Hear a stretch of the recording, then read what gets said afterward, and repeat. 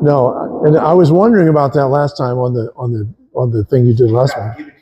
Ah, I see. Okay. You had good audio, you had bad audio. Okay. Well, you see now that's it's the improvement. That's good. That's very, very good. Welcome to. I forgot your name. Sorry. Jason, welcome to Jason, who's brought his project back, and it's good to see somebody doing this. I've always been curious about somebody doing it, and I'm glad somebody's actually taking it on. No, I'm sure it is worth it. But so one of the things that I had talked about to James a couple of months ago was a program that I thought I had at home that was similar to his HyperCard program on a Mac. And in fact, I did have something. Now, I'm not prepared to demo the whole thing. I just wanted to show you that I actually have it. It's called HyperBook. And it does more than HyperCard does. And as I was saying to him, my use for this is to make an illustrated list of the media in my library. Including all the print books and all the records and all the tapes, videotapes, audio tapes, CDs, you name it. So just print books alone, we have 4,000. So what I want to do is associate images with line items. And this will allow me to do it, point and click, rather than trying to program something, which is part of the genius of Amiga and the Amiga platform. The reason I don't have the demo ready is because I got involved with a family memories book project that my wife's been working on for 3 years, and she finally got all the pictures chosen. Started out with 600 pictures. We're down to 250. Yes, exactly. 67 pages of text and 250 photographs, all being assembled on Final Writer 97, which has worked very, very well, just crazy well. Again, just import size, it's there. It's very nice. But it takes a long time. And so that's why I don't have this ready.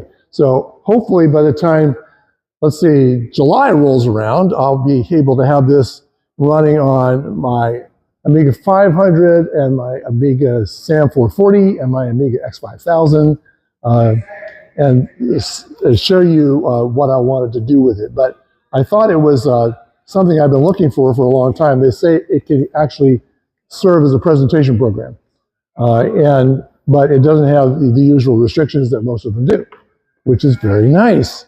So we'll see if their advertising, is actually true. How software people do things. Sometimes it's true, sometimes it's not. So that's the preview of the HyperBook demo that'll probably appear in July, since we're going to be elsewhere next month.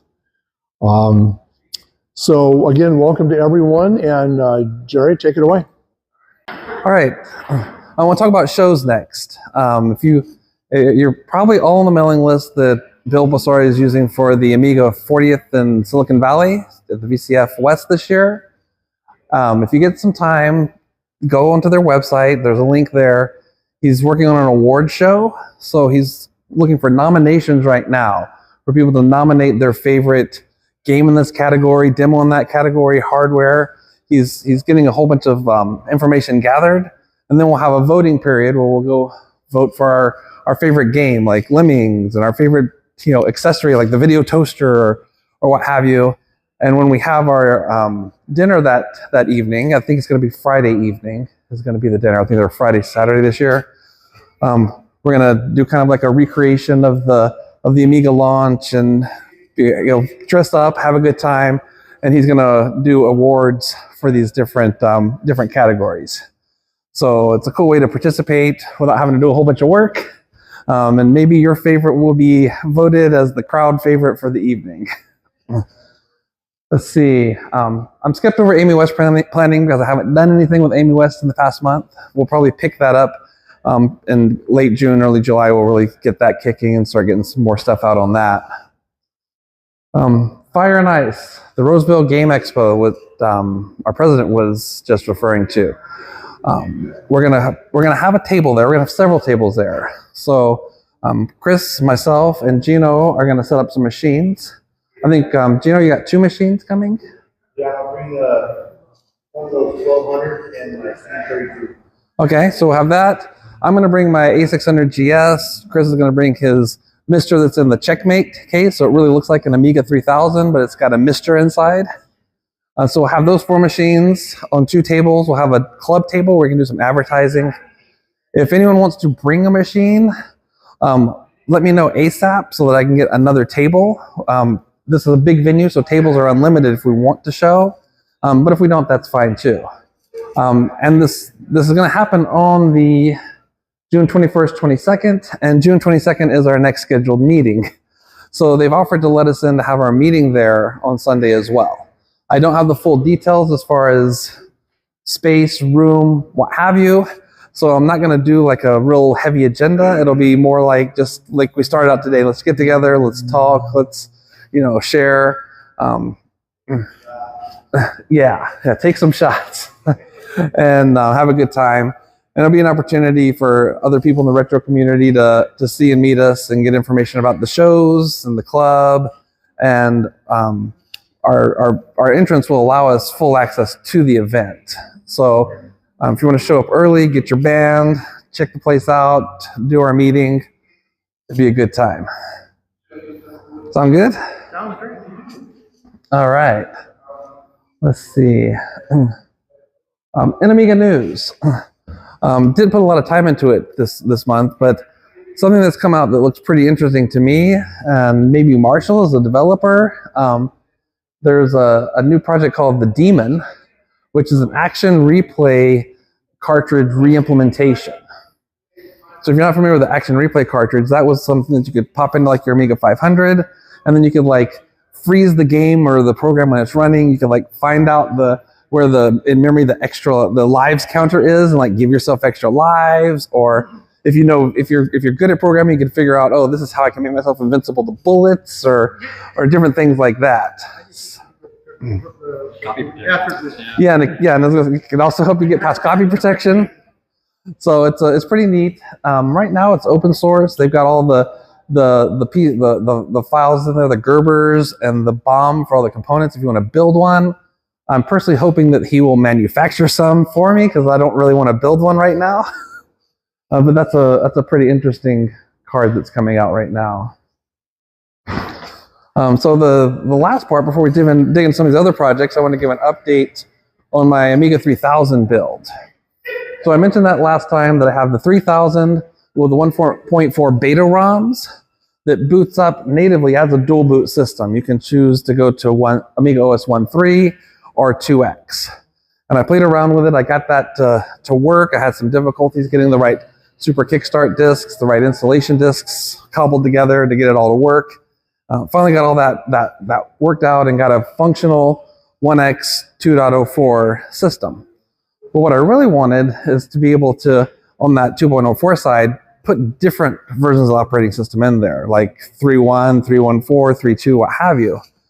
So after I figured out how all this worked, it really boils down to having that version 2 partition named properly and building the right Super Kickstart file and putting that into the devs folder of the OS you put in. So I made a Super Kickstart for 3.11, and I had made my image, I brought it up, and I reformatted the 2X partition, and I copied over the pre-made 3.11 that comes with Amiga Forever. Just did a copy all, put it in there, and I took my 3.11 ROM, copied it in the right place, put it on a little SD card for my 3000 that's got the little Zulu SCSI in there, put it in there, boom, booted right up to 3.11. Not a problem. And then I could do the early boot menu, hold down the buttons, and do the control Amiga. Up would come the little menu from the 1.4 ROM, and I go, oh, 1.3 hard drive. Comes up to 1.3. So it bounces back and forth really nicely. So I've got an update to my docs that I'm going to upload eventually to our site. The first version of the docs are there. This new version will be a lot better organized. But right now what I'm trying to do is figure out how to do I've never installed OS 3.9 before. So I'm working on learning how to do a base install of OS 3.9. I want to put that on that 2x partition, so I can have the ability to go up to the latest of the classic line, pre the Hyperion revival of 314 and 32. So my journey's coming to an end, I believe. Everything's starting to work. I just want to get some of this stuff together and document it, and I'll probably end up with like 2 or 3 little SD cards that I can pop in and out to have the different systems when I want it. And it's going well. So anyhow, that's it for the projects for me. Let's see what we got on our agenda here. That's pretty much it. So I wanted to give Gino another thank you for the pizza today. That was fantastic, and the Dr. Pepper. Thanks to Brian for bringing in the donation. I forget the gentleman's name that donated this. He was working there in the 1990s, so they've been together a while, married quite a few years. So anyway, they're going back to Japan. Thought he would bless us with this donation. So please take it home. I'm not going to. And that's where it came from.